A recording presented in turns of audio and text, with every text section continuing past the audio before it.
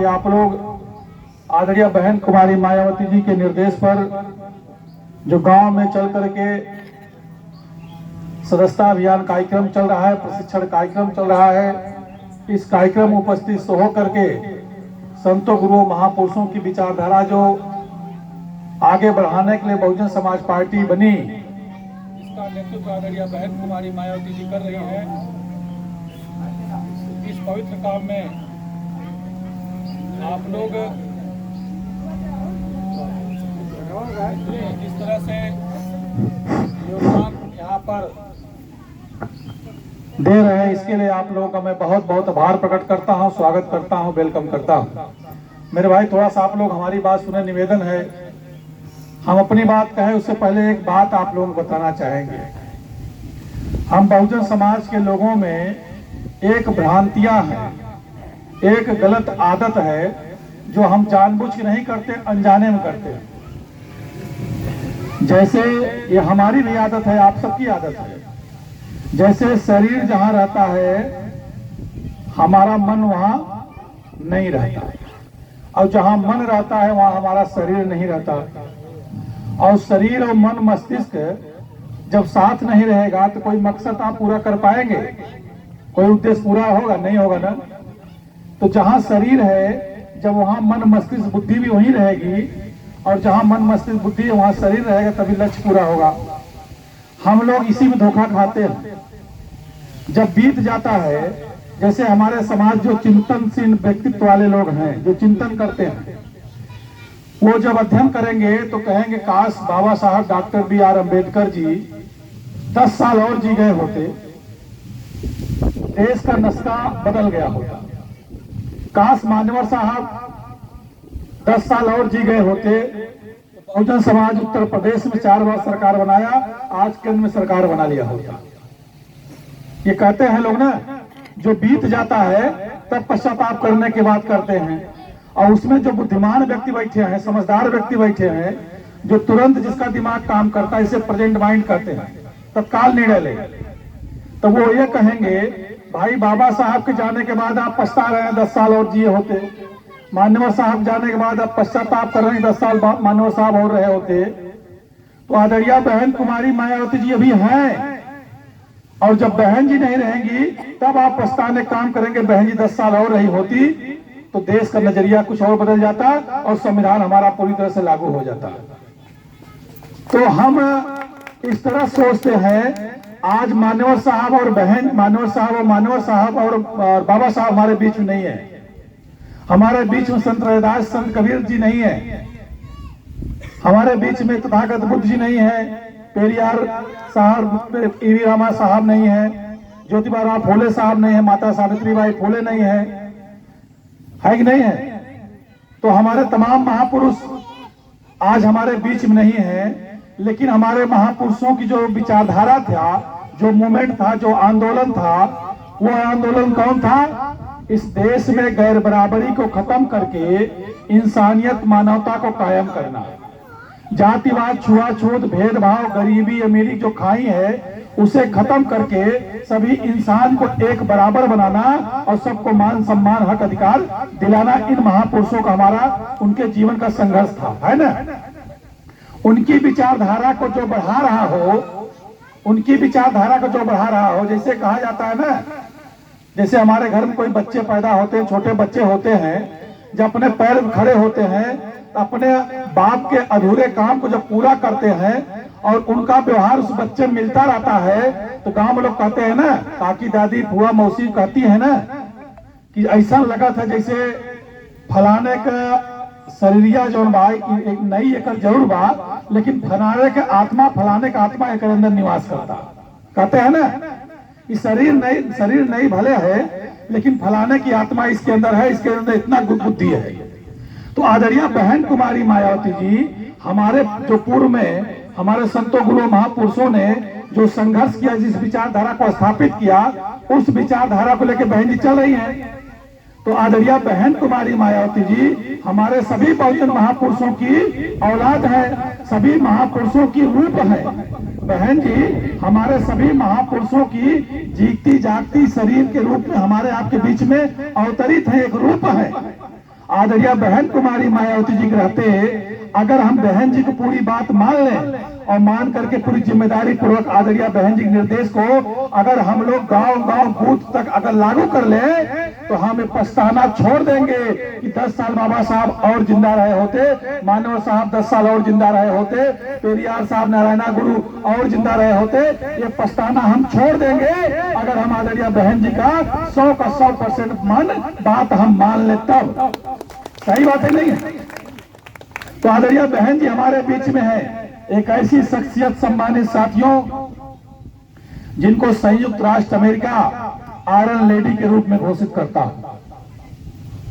विश्व की नंबर 1 के शक्तिशाली महिला जिनको आयरन लेडी कहा गया, ऐसी नेता जो विश्व में आर्थिक तंगी थी, भुखमरी थी, शेयर मार्केट बहुत नीचे हो गया था, केंद्र सरकार फूटी कौड़ी आपको नहीं दे रही थी, देखा उनका मामला फंसा बकौनो पंचायत, उनकर खेत कब्जा हो गया, जमीन कब्जा हो गया बा कि भाई भाई में झगड़ा हो गया बा, देवरानी घरान जेठानी घर में झगड़ा भा बा, कुछ मामला ऐसा फंसा बा जेके बेचारू वहां नहीं निपटाई पाए, नहीं निपटावे में परेशान है। नाराज मत हो, हम ये भी ना बार बार समझावा है, यही कारण जौन जेकर मन जहाँ रहे तो वहाँ शरीर नहीं, जहाँ शरीर वहाँ मन नहीं। ये भी ना पछता थे हमारे बाबू जिया होते, हमारे बाबा जी बाबा जिया होते कि कमवा जो ना है पास हो गए होते। अरे बाबा जौन जिया रहे जौन कहे रहे वो कमवा के बढ़ाओगे कि बाबा क्या तक पछतावा, यही बात तो मैं समझा रहा हूँ। इसलिए मैं कहता हूँ लायक बाप का लायक बेटा पैदा होता है तो बाप की बनाई व्यवस्था को आगे बढ़ाने का काम करता है, और लायक बाप का नालायक बेटा पैदा होता है तो बाप की बनाई व्यवस्था को बिगाड़ने का काम करता है। तो हम लायक बाप के लायक बेटे बने, इसके लिए बहुजन समाज पार्टी कैडर में आदरणीय बहन कुमारी मायावती जी ने जो निर्देश दिया है उसको हमको आपको सुनना पड़ेगा, क्योंकि डॉक्टर जगन्नाथ पाल साहब बता रहे थे ना, जो बातें यहाँ बताई जाती है वो किताबों में उस किताबों में नहीं मिलती जो किताबें आज मार्केट में हमको आपको उपलब्ध है। हमारे संतों गुरु महापुरुषों ने जिन किताबों की रचना किया वो किताबें हमारे आपको बीच में दुकानों में नहीं मिलती, वो चिन्हित दुकानें हैं या बहुजन समाज लोग लाकर आपको देते हैं। इसलिए आदरणीय बहन कुमारी मायावती जी ने जब सरकार चला रही थी तो किताब छपवा करके हमारे लोगों के बीच बंटवा रही थी, ताकि हम पढ़े और जाने कि आदरणीय बहन जी ने क्या किया है और हमारे महापुरुषों ने क्या किया है और बहन जी क्या करना चाहते। इसलिए हम आपसे क्या कह रहे थे, हम ये कह रहे थे कि आदरणीय बहन कुमारी मायावती जी हमारे आपके बीच में है, तो ऐसी स्थिति में सम्मानित साथियों हम लोग संतों गुरुओं महापुरुषों जो सपना था कि हमारे बच्चे जिन्हें इस देश में जानवर से बदतर जिंदगी जीने के लिए मजबूर कर दिया, इंसान इंसान से नफरत करने के लिए मजबूर हुआ, जातिवाद छुआछूत भेदभाव की खाई और गरीबी अमीरी जो खाई है, इस खाई को खत्म करने के लिए हमारे महापुरुषों ने संघर्ष किया। उस संघर्ष को साकार करने के लिए आदरणीय बहन कुमारी मायावती जी जीती जागती हमारे बीच में, हम लोग जो उम्र उनको लग जाए तो आज हमारे आपके बीच में है और हमारे आपके लिए सुरक्षा और सुरक्षा प्रदान कर रही है, हमारा आपका नेतृत्व कर रही है। भाई मेरे बहुजन समाज के लोगों, एक बात कह के मैं अपनी बात आगे बढ़ाऊंगा, उठ जाग मुसाफिर भोर भया, अब रैन कहाँ जो सोवत है, जो सोवत है वो खोवत है, जो जागत है वो पावत है। आए मेरे बहुजन समाज के लोगों, अगर हम जग रहे हैं तो अपने लायक बाप की बनाई व्यवस्था पर मालिकाना हक हमको लेना होगा। अगर हम नहीं ले पाएंगे हम लायक बाप के नालायक बेटे साबित हो जाएंगे और ये हमें बर्दाश्त नहीं करना चाहिए। अगर हम लायक बाप के नालायक बेटे नहीं बनना है, हमें लायक बाप का लायक बेटा बनना है, तो हमें सम्मानित साथियों जहाँ शरीर है वहाँ मन मस्तिष्क होना चाहिए, और जहाँ मन मस्तिष्क है वहाँ हमारा शरीर होना चाहिए। और जैसी संगत वैसी रंगत, जैसी संगत वैसी रंगत, अच्छी संगत करेंगे, अच्छी बात करेंगे, अच्छा कार्य करेंगे, अच्छा कर्म और अच्छा व्यवहार करेंगे। इसलिए मेरा निवेदन है 10-15 मिनट हमारी बात जरूर निवेदन में सुन रहे आप लोग। सम्मानित साथियों, आज आप लोगों से पहले मैं प्रश्न करूंगा। अल्लाह ने, गॉड ने, भगवान ने, अर्थात जिसे हम बहुजन के लोग कुदरत कहते हैं, हम सबको इंसान बनाया ना। अगर मैं पूछूं आप लोग, अगर आप लोग जानते हैं मैं किस जात का हूं, नहीं जानते हैं। हम लोग 3 लोग आए हैं इलाहाबाद से और कुछ तो यूं साथी प्रतापगढ़ के हैं, उनको भी आप लोग नहीं जान पाएंगे कि कौन किस जात का व्यक्ति है।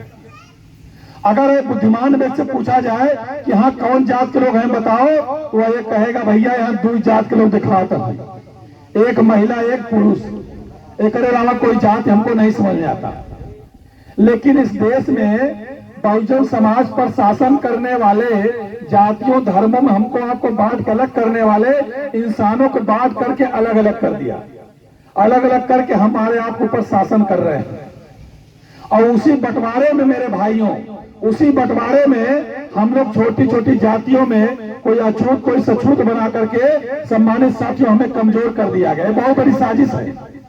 अगर आप अपना इतिहास उठाकर देखेंगे, हम अगर इतिहास उठाकर देखेंगे कि आप बताओ है मेरे बहुजन समाज के लोगों, आपके पूर्वज आज से 500 साल 1000 साल पहले 700 साल पहले 2000 2500 साल पहले इस देश पर क्या थे?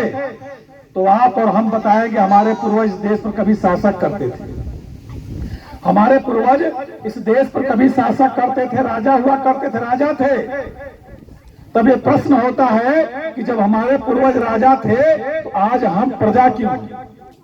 आज हम गरीब क्यों हैं? आज हम मजलूम क्यों हैं?